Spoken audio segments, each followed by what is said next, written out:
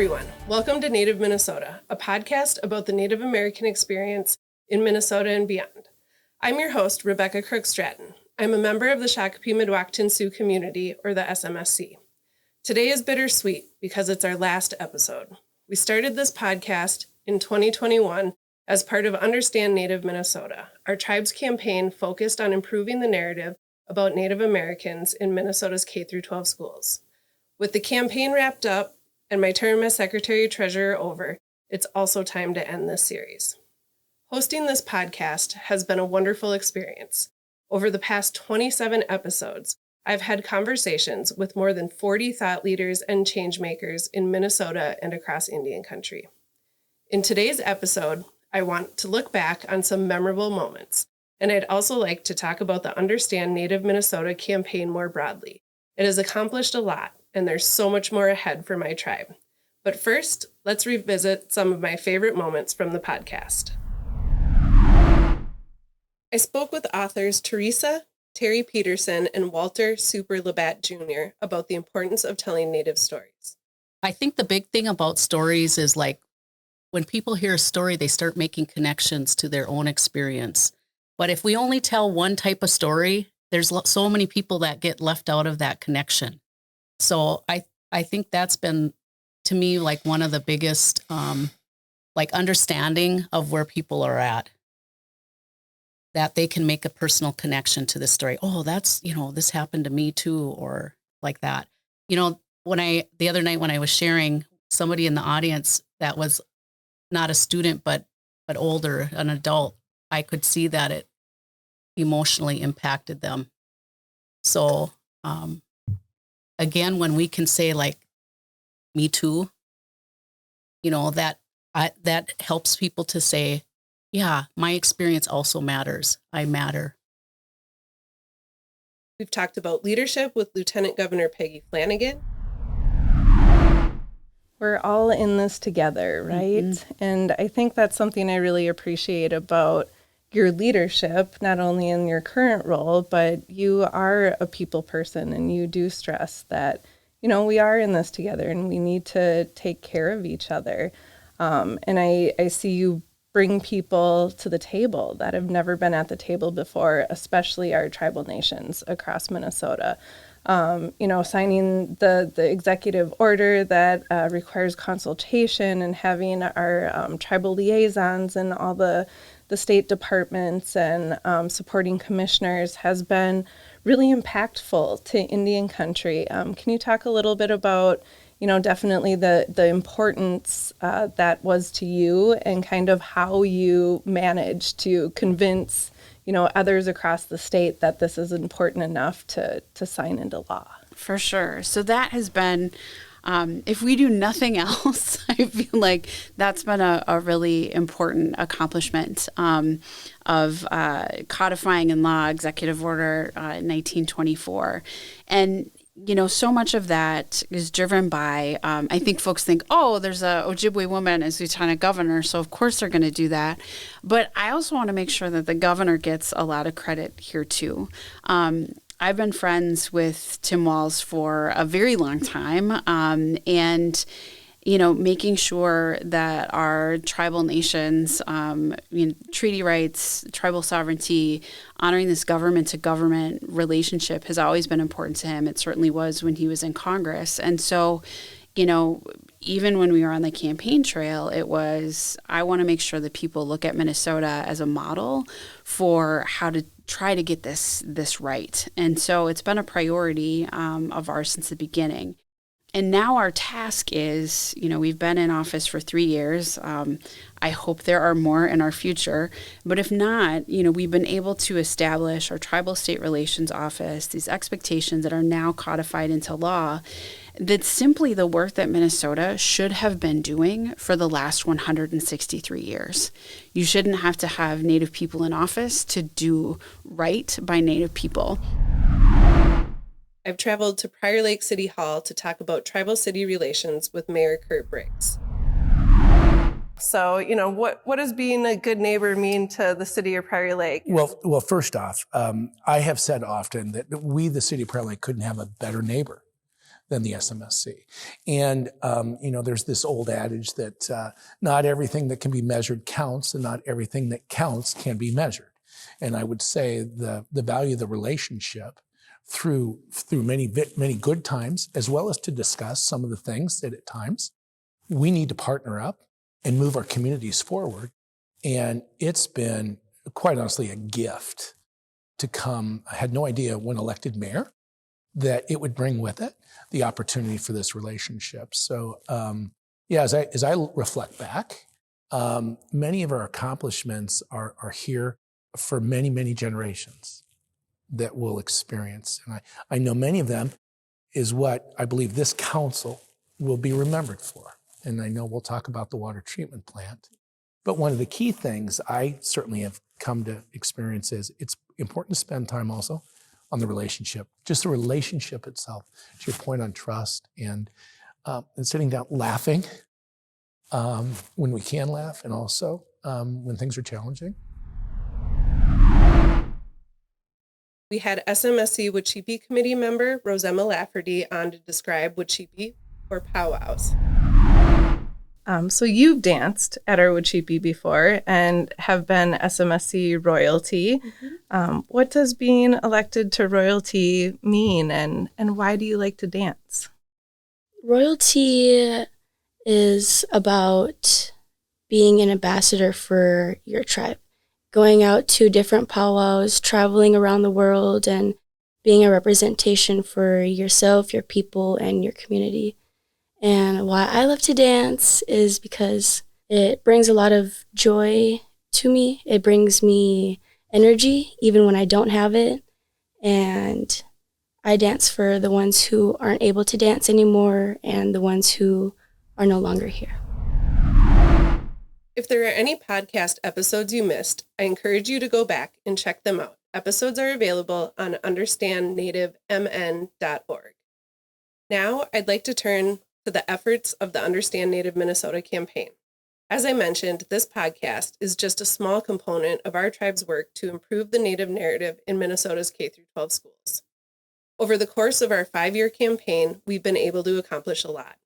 We commissioned and published original research and publications. This includes a new, first-of-its-kind guide to reliable Native American-related teaching resources for educators. It also includes an Essential Understandings for Educators guide developed with the Native Governance Center to give teachers information about Native people and tribal governments. We provided professional development opportunities for teachers to learn more about teaching Native subject matter. This includes hosting free educator academies to provide training to more than 600 teachers and administrators. We also funded the creation of a new American Indian Studies for Teachers course in the University of Minnesota College of Liberal Arts. And there's so much more. We provided millions of dollars in grants, both to organizations creating new K-12 programming and to individual teachers needing more classroom resources. We gave away 22,000 books written by Native authors to Minnesota teachers and students. These grants will set in motion some incredible learning opportunities, new materials, field trip visits, and more. So while the campaign has formally ended, its impact will continue through the work of our incredible grantees. All these campaign activities are great, and obviously the most important reason we do this work is for the kids. Today, I'm joined by some amazing Native students. So I'm here today with one of our younger SMSC members, Simone Naya. Thanks so much for joining us today. Can you tell us a little bit about yourself? Thanks for having me. So I've grown up in the Shakopee Mdewakanton Sioux community, and during my time growing up here, I've always tried to be as involved as I can. I have worked with Youth Leadership Council, and I was chair of the Youth Leadership Council for, I think it was 2 years. And then when I went into college, I decided I wanted to go to school for something that would help make good change, whether that be in our state or in our community. Well, I'm glad you're here with us today, and you are currently a college student. Where are you going to college at? So I was at Mankato, MSU for a little bit, and then life happens, and sometimes you have to hop off the horse, and then you can get back on. Totally fine. I moved back to my mom's, and then I started going to classes at Normandale. And so I plan on resuming classes this coming fall. I can relate. I didn't have the traditional four-year college experience either, so I totally understand. Well, in your time, whether it was your K through 12 education or, your college experience, can you talk a little bit about, maybe what you saw or didn't see in your classroom when it came to Native Americans? Yeah. One of the things that I can say right off the bat that I didn't see was accurate representation. And by that, I mean, it was always talked, Native Americans are always talked about as a figure in the past, as a presence in the past. It was never current. There weren't, how in your government class, they will give you an episode of things like current events today, the news today, what's happening around the world today. Never heard a thing about what's happening in Indian country today, which is just as important as what's happening in the U.S. today. Can you talk a little bit about like how it makes you, feel to not be represented? Yeah, to not see yourself when you're growing up, especially in that school K through 12 time, you have a hard time grasping your own identity, and you have a hard time figuring out where you belong. Because there are a lot of people who are raised with their culture or who are given the luxury of being able to embrace their culture. And that's something that historically we have not ever had. I wish that there were more educators that were Indigenous in schools. Yeah, that would be wonderful. It would be better to see ourselves reflected in our educators too, and not just the content. Yeah. Is there anything in particular, you wish your classmates or teachers knew or that they were sharing in their classrooms? Some teachers don't know if their students are Native, if they are Indigenous. And when that happens, sometimes they teach incorrect information or outdated information. Kind of continuing on the idea of an Indian princess and things like that, where if you're a student, especially in that middle school, maybe high school range, and you're a little rebellious, you'll raise your hand right away and say, we don't have royalty. That didn't come up until powwows got competitive. I don't know what you're talking about. And then having to have that discussion with the teacher and them tell you, oh, are you sure? How do you know this? Oh, I would love to tell you. Yeah, another thing with educators who do take on the task of teaching about Indigenous ways of life or Indigenous history, they still use language that makes us think we're all the way back there in history, we're no longer here. We will still see the Pocahontas jokes. We will still hear Native language butchered often. And if there was a Indigenous educator, it would be great to see our language spoken from the heart and not from a broken tongue. With some of those other things too, it's hard. It's such a sensitive topic, educating people on Native history, because essentially it is just the U.S.'s history. No, I mean, I think you're right. It's definitely, it's a hard subject because the history can be very difficult. Colonization, definitely had some really negative things. Yeah. As the United States grew, so I completely understand, and I think too there weren't a lot of resources for teachers, but today and through this campaign, there's so many more resources available now, and so teachers have better material to teach with, and hopefully better tools to have those tough conversations. Oh, absolutely, and it helps the younger generations learning about it, how to handle tough topics as well. If you can't teach a tough topic, how are they supposed to learn about the tough topic?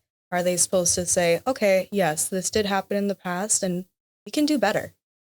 And by doing better, maybe that's having more representation of Native people in education. Maybe it's having even like a TA type deal where if they need to refer back to somebody, they're teaching Dakota history. If they need to refer back to the TA, maybe the TA would be able to help them get around this word that they can't pronounce instead of putting out the idea that is incorrect. Trying to stick as close as you can to the truth without being depressing or overwhelming is really hard, but if it's coming from a Native person, it might be better received.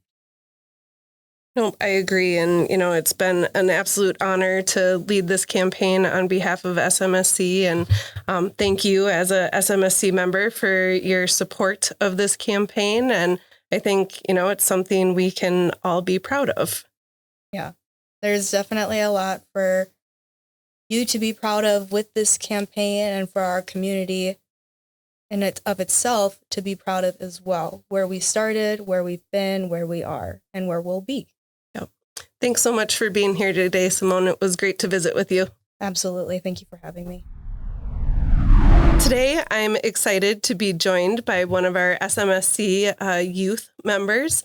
Chanta Brewer is here with me today. Chanta, can you tell us a little bit about yourself? Hi, I'm Chanta Brewer. I'm a junior at Shakopee High School, and I've been Native my entire life. So I've been kind of in the culture since I was born. So we're here today as we wrap up the Understand Native Minnesota campaign, which really has done a lot for resources and narrative change here in Minnesota. Can you talk about, for you, the importance of seeing yourself represented in your classroom? Yeah, no, it would be major to have some more representation of us. At my school, we're trying to build like a smudging space right now, which even that is major, but it's kind of weird being a Native student in the United States, I mean, there are a lot of like Native representation aspects around us because of where we live, but I know in other schools it's way different. Like I've had to travel before for like school competitions, and I get looked at like an alien because of like wearing the Native hoodie and all that.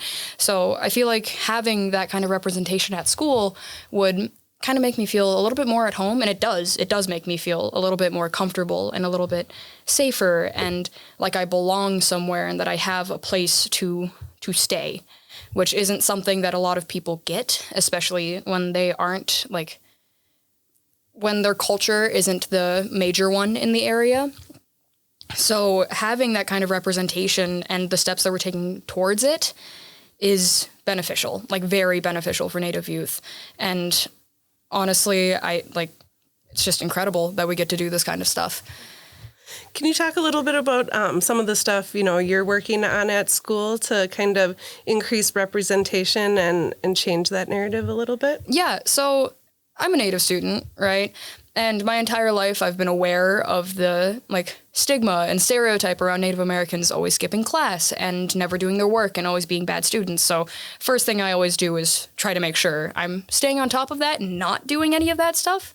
I'm also a part of many different projects. In my freshman year, I got to go talk to the county board about how they can improve mental health. And the way that I took with that, the avenue I went down, was including more representation of people, because there are multiple studies shown where if a student has an adult of the same race as them that they can connect to and relate with, they will be happier. They will feel safer. They will do better in school and all that. So if we were to have those kind of resources, that would greatly influence students towards a more positive lifestyle. Yeah, so I'm always trying to help things. And at school, we also have a cultural festival that we do. And I'm kind of the resident Native girl. So I kind of bring in all of our resources. I find dancers, I find drummers to come and play, so then we can have a performance, because Shakopee is such a predominantly Native area compared to most other cities in the entire United States, right? So that's kind of what I'm doing. I'm very active in my school zone and like trying to bring representation and bring a positive image to Native Americans. So that's kind of what I do at my high school level. Can you talk a little bit about, Understand Native Minnesota was launched in 2019. And as a SMSC member, we've had the support of the community on this campaign. Can you talk a little bit about what it means to you to be, part of that? Yeah, it feels awesome, personally. It feels like I'm part of a movement in a way, like getting that recognition and being able to show that we are still here and that we're still thriving and we're still trying to do things. That's awesome. Being a part of that cause it fills me with a lot of pride in where I come from and who I am and like my family and what we're doing to stay relevant, to stay alive, so then people still know that we're here. So yeah, I really like that we are doing this and that we have been part of it for so long. It feels and is just generally really cool, for lack of better words, high school lingo. It's just really cool, Well, thank you. If you could give, teachers some advice about, teaching Native content, what would that be? Be confident in it. Take the time to visit the museum or visit with a Native American peer of yours. Take the time to learn about us and be confident in it. It's one thing to walk up and be like, so this happened, I think, but saying this happened, this is the impacts, this is the causes, effects, all of this, that is a very different thing for students. Hearing the full story versus just what you think happened is a world of difference. So if teachers could be, I'm not saying that we can just find Native American teachers out of nowhere. That's hard to do. We kind of just need to hope that more Native Americans want to be in the educational sphere, right? But for teachers who want to make a positive influence, who want to impact Native students more, learn about us, ask questions. One of the bravest things you can do is ask a question, So if you just ask what our history is, what things we want to talk about and what things we want other people to know about and see us as, that's already doing a lot more than most other people are. So for teachers, and if you have Native students, just ask about it. We love answering questions. I love answering questions, at least. So, just show interest. That's, to me, one of the most important things you can do. And now, because of Understand Native Minnesota, there are a lot more resources out there for teachers to help, educate themselves and use in their classrooms. So that's a wonderful thing. What about, your peers? What do you wish, people knew about Native American people? Well, besides from that, we're still here. That's come up way too many times. I have had so many, it's strange that it's happened multiple times that people have asked me if Native Americans are extinct. That's weird. But something that I wish my peers knew is that we aren't all the same. We aren't all Pocahontas. We aren't all, we don't all live down south with the clay, I forget what they're called, the clay houses that they built into the sides of mountains and all that. Yeah, Mesa Verde. Yeah. We don't all live like that. We're very different. We change based on what region we're in, and we still embrace that change. Another thing is that we come in different shapes, sizes, and colors now. We don't all look Native. We don't all have that long black hair with the braid down the back. We don't look like that anymore. Some of us do. That's awesome, but not all of us do. And just because we don't look like that doesn't mean that we're not Native American. So understanding that Native Americans are people, we look different, just like how anybody else from around the world is going to look different from their stereotype of culture, right? We're still here. we're different, and just ask questions. Don't be scared to be intrigued, I think it's healthy to be curious. I couldn't agree more. Thank you so much for being here today and for sharing your thoughts with us and for your support of the Understand Native Minnesota campaign. Yeah, thank you for having me. I'm here with Chairman Cole Miller to reflect on the success of the Understand Native Minnesota campaign. All right. So I'm here with our newly elected chairman, previously the vice chairman of the Shakopee Mdewakanton Sioux community, Chairman Cole Miller. Thanks so much for being here, Cole. Yeah, thanks for having me. Excited. We're in the middle of all this new transition, of course, with you, kind of stepping back and taking a different role in the community now. Got our inauguration coming up this week for this new council. So it's exciting times. I'm excited to be here. It is. Well, we're wrapping up the Understand Native Minnesota campaign, but I think our tribe's commitment to education is something that will definitely live on. But you've been here for the entire campaign. Can you share maybe some thoughts on it? Yeah. So it's been interesting to see. I'll back up. We know that we're forgot about as a people. We know that people, I read some of the stuff that you do, and one of your lines talking about with Gabby and how you did that project and how we were portrayed as a figure of the past and not somebody currently here. And I reflect on different things I've done with Shakopee committee and stuff, and even friends I have in town. I'm active in the city of Shakopee and with different sports programs and things. And a lot of people don't understand that we're right here. They drive by Mdewakanton every day, and they don't realize that there's a Native American tribe right here in Shakopee, Scott County, and so it's important work what you're doing and what we've done, and it's really awesome. So we're motivated to keep it going and see these things through. But you've done a great job the last 5-6 years now. It's since 2019. It's hard to believe it's been that long, and it's definitely been an honor to be able to lead this campaign on behalf of SMSC, and the fact that the tribe supports so many of these initiatives, and to see the impact of Seeds of Native Health and that legacy of that campaign continues. And I hope this campaign's legacy continues also. Right. Well, and I mean, like I said, it is in our values. It's what we do, is educate and work with people. So this is something we have to keep going, and I'm sure we'll find a way to keep you busy as well and keep you working on these things. Well, I mean, what's one of your highlights? What's something to flip the script on you and interview you a bit? Yeah, well, it's definitely been an adventure because, we launched in 2019 and then the pandemic hit. And so, we're kind of sitting here going, well, what are we going to do now? Educators are occupied trying to figure out how to create digital classrooms and everything that they had to go to. So we kind of had to pivot. And one of the pivots was this podcast.